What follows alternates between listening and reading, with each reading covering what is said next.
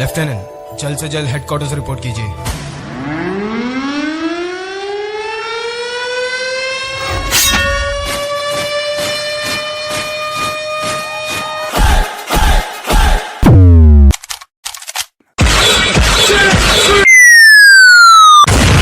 It's show time. ಆ ಸಿಡಿಲು ಮಳೆಯೇ ಬಂದರು, ಸಾಗರವೇ ಉಕ್ಕಿ ಹರಿದರು, ಎದುರಾಳಿ ಎದುರಿಗೆ ನಿಲ್ತರು, ನೀ ಮುನ್ನುಗ್ಗಿ ದೇಶನ ಕಾಯುವೆ. ಜನಗಣ ಮನ ಎದೆಯಲಿದೆ ಓಹೋ, ಬಲಿದಾನ ಕುರು ನೀನು ರೆಡಿಯೋ, ಮಣ್ಣು ಕೂಡ ನಿನ್ನ ನೆನೆಯುತ್ತಿದೆ ಓಹೋ, ಎಂದೆಂದು ನಿಂಗೆ ಜಹೋ. Don't come up. I'll handle them. ಮೇಲೆ ಬರಬೇಡಿ, ಉಗ್ರರನ್ನ ನಾನು ಹ್ಯಾಂಡಲ್ ಮಾಡ್ತೀನಿ. ಇದು ಆ ವೀರ ಹೋರಾಟಗಾರನ ಕೊನೆಯ ಮಾತುಗಳು. ಆ ವೀರ ಹೋರಾಟಗಾರ ಯಾರು ಅಂತೀರಾ?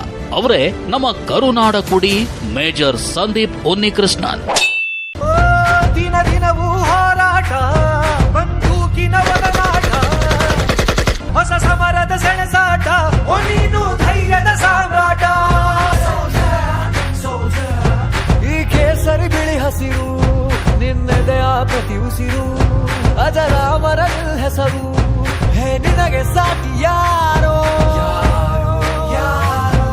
ಅಂದಹಾಗೆ 2008ರಲ್ಲಿ ಮುಂಬೈನಲ್ಲಿ ನಡೆದ 26/11 ದಾಳಿಯ ಸಂದರ್ಭದಲ್ಲಿ ಪಾಕಿಸ್ತಾನದ ಭಯೋತ್ಪಾದಕರೊಂದಿಗೆ ಹೋರಾಡ್ತಿದ್ದಾಗ ಮೇಜರ್ ಸಂದೀಪ್ ಪ್ರಾಣ ತೆತ್ತರು.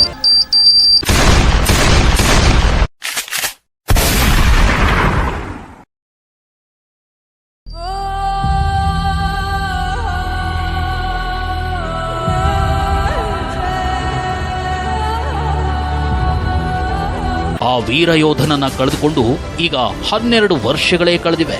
ಆದರೆ ಆ ವೀರಯೋಧನ ನೆನಪು ಮಾತ್ರ ದೇಶದ ಪ್ರತಿಯೊಬ್ಬರ ಮನದಲ್ಲೂ ಹಾಗೇ ಉಳಿದಿದೆ.